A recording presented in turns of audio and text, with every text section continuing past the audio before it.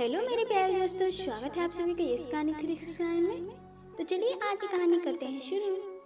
सुबह 9 बजे राजीव चौक के मेट्रो स्टेशन के उस भीड़ भाड़ भरे माहौल में सीढ़ियों के किनारे नितिन अपना सिर नीचे किए हुए बड़ा उदास होकर अपने एक मित्र का इंतजार कर रहा था। उसी समय सुनील आता है और नितिन के कंधों में हाथ मारता हुआ पूछता है, अरे यार नितिन, तूने तो हद ही कर दी। तेरी शादी को अभी 1 सप्ताह भी नहीं हुआ और तू फिर से जॉब में ऑफिस जा रहा है। यार पत्नी के साथ छुट्टियां मना, कहीं घूमने जा, भाभी को भी दिल्ली या देहरादून दिखा, घुमा फिर मौज कर। सुनील बोले जा रहा था, लेकिन नितिन था कि अपना सिर उठा ही नहीं रहा था। यह देखकर सुनील ने गंभीर होकर पूछा, यार सब कुछ ठीक तो है ना? तू ऐसे उदास क्यों दिख रहा है? नितिन तब भी चुप था। यह देखकर सुनील ने कहा, तबीयत तो ठीक है ना? और भाभी कैसी है? यार तू बोलता क्यों नहीं? घर में सब ठीक है तो है ना? नितिन ने गहरी सांस लेकर धीरे से बुदबुदाते हुए बोला, यार बहुत बड़ी गलती हो गई है। नीता मेरे जैसी नहीं है, वो मॉडर्न नहीं है, गांव की है, अच्छी अंग्रेजी नहीं जानती, उसका रहन सहन, उसका स्वभाव। यार हमेशा बाइबल पढ़ना, हमेशा प्रार्थना और प्रभु प्रभु कहना, यार ये भी कोई जिंदगी है? 3 दिन में ही परेशान हो गया हूँ, गले की हड्डी हो गई है वो मेरे लिए। मेरी तो जैसे जिंदगी ही बर्बाद हो गई है। सुनील ने कहा, अरे तू भी तो क्रिश्चियन है ना? हाँ हूँ तो सही, लेकिन हम लोग बड़े दिन में और ईस्टर आदि में ही चर्च जाते हैं। यार हर समय बाइबल की बातें और यह सब दिखावा मुझे बिल्कुल अच्छा नहीं लगता। लगता है जैसे मैं अपने घर में नहीं किसी चर्च में रह रहा हूँ। सुनील ने दिलासा दिलाते हुए कहा, सब कुछ ठीक हो जाएगा यार, कुछ समय दे भाभी को, नई नई है, दिल्ली में सब कुछ सीख जाएगी। नितिन ने बात काटते हुए कहा, चल ऑफिस के लिए देर हो रही है।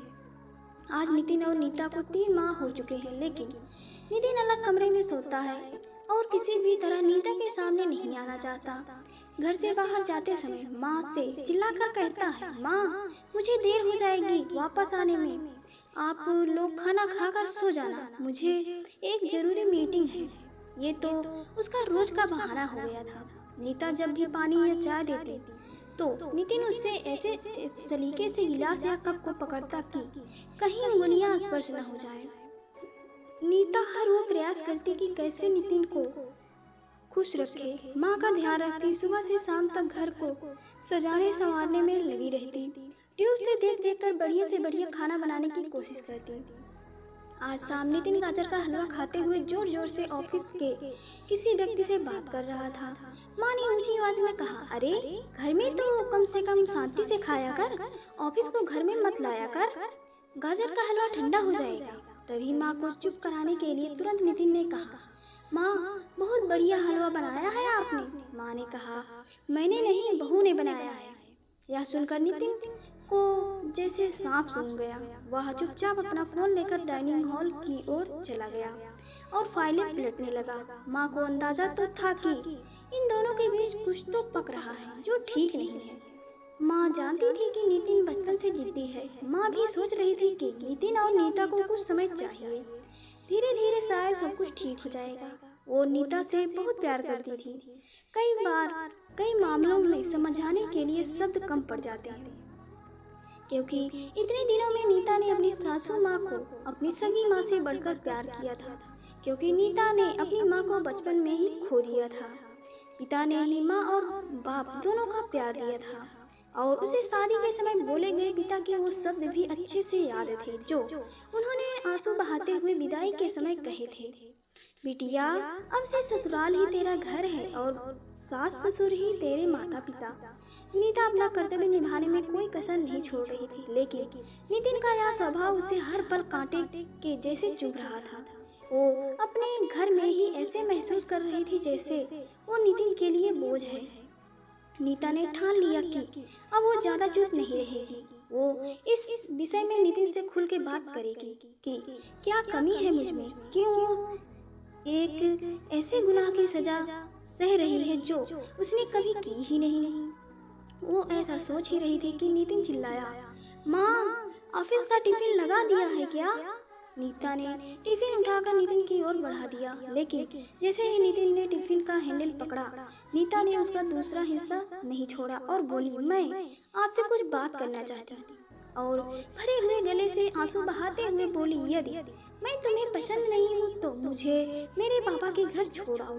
नितिन कुछ बोल नहीं पाया, बस धीरे से बोला, ओके देखता हूँ।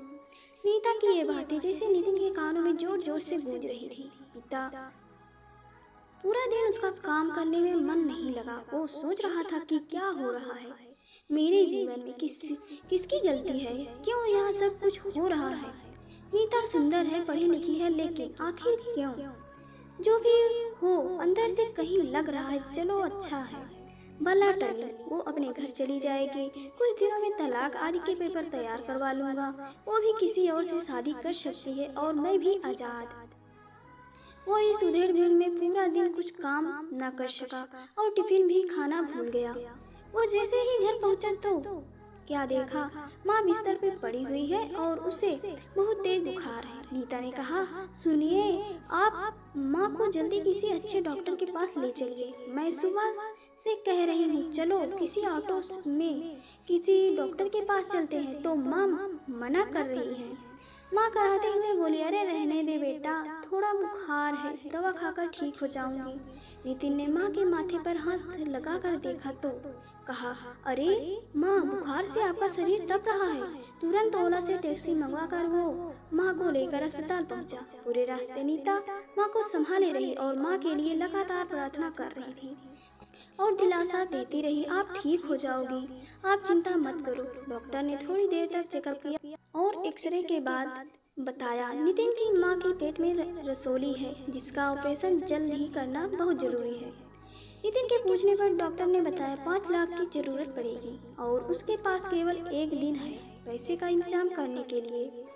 यह सुनकर नितिन के डर के मारे हाथ पैर कांपने लगे। वो सोचने लगा, अभी शादी के समय ही तो कर्ज लिया था, दोस्तों को पार्टी देने में उसकी सारी जमा पूंजी भी चली गई। लेकिन वो अस्पताल से बाहर आकर जिससे भी हो सकता था फोन लगाना शुरू किया। सभी दोस्तों ने कुछ न कुछ बहाना बनाकर और दुख जताकर फोन रख दिया।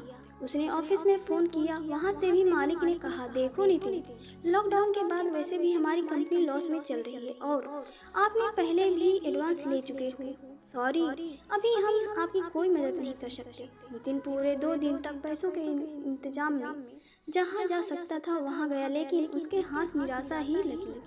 अंत में उसे लगा, मुझे डॉक्टर से कुछ और मोहलत लेनी चाहिए, यदि हो सके तो 2 या 3 दिन बाद यदि ऑपरेशन हो तो वो कहीं न कहीं से लोन लेकर या घर के पेपर गिरवी रखकर पैसों का इंतजाम कर लेगा।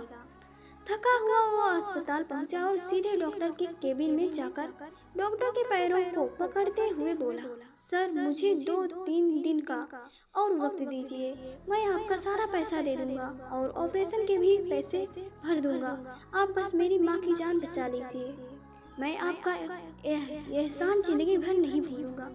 नितिन रो रहा था। डॉक्टर ने कहा, अरे तुम क्यों परेशान हो रहे हो, तुम्हें तो खुश होना चाहिए, ऊपर वाले ने तुम्हें इतनी अच्छी पत्नी दी है, उसने पूरा पैसा चुका दिया है, तुम्हारी माँ का ऑपरेशन तो हो चुका है और वो अब खतरे से बाहर है, वो अब बातें भी कर सकती हैं, आज छुट्टी हो जाएगी, आप अपनी माँ को घर ले जा सकते हैं।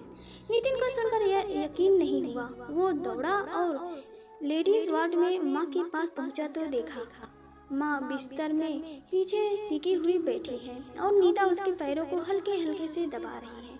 नितिन को आज अपना कद नीता के सामने बहुत छोटा लग रहा था। वो भी माँ के पैरों के पास जाकर बोला, माँ कैसी हो? तभी नर्स ने कहा, इन्हें थैंक यू बोलो, ये आपकी पत्नी है क्या? इन्होंने रात दिन सेवा की है और पूरी रात जीसस से प्रार्थना की है इनके जीवन के लिए। नितिन नीता से नजरें नहीं मिला पा रहा था, फिर भी नीचे देखते हुए बोला, नीता कहाँ से इंतजाम हुआ इतने पैसों का? नीता ने कहा, मेरे पास कुछ पैसे जमा थे जो मैंने गांव में बच्चों को ट्यूशन पढ़ाकर कमाए थे और कुछ जेवर थे उन्हें बेचकर हुआ। माँ ने धीरे धीरे आंखें खोलकर बुदबुदाते हुए बोली, बेटा ये मेरी बेटी से बढ़कर है। और नीता का हाथ नितिन के हाथ में रखते हुए बोली, मैं तुम दोनों को हमेशा खुश देखना चाहती हूँ। नितिन की आंखों में पश्चाताप के आंसू बहकर नीता के हाथों में गिर रहे थे और अब वो नीता से बहुत प्यार करता है। और मेरे प्यारे दोस्तों, कहानी बस यहीं तक। आप सभी को कहानी कैसी लगी हमें कमेंट करके जरूर बताएं। अगर पसंद आए तो वीडियो को लाइक करें, शेयर करें और चैनल को सब्सक्राइब करें। मिलते हैं अगली कहानी में, तब तक के लिए बाय बाय। और पूरी कहानी सुनने के लिए आप सभी का दिल से धन्यवाद।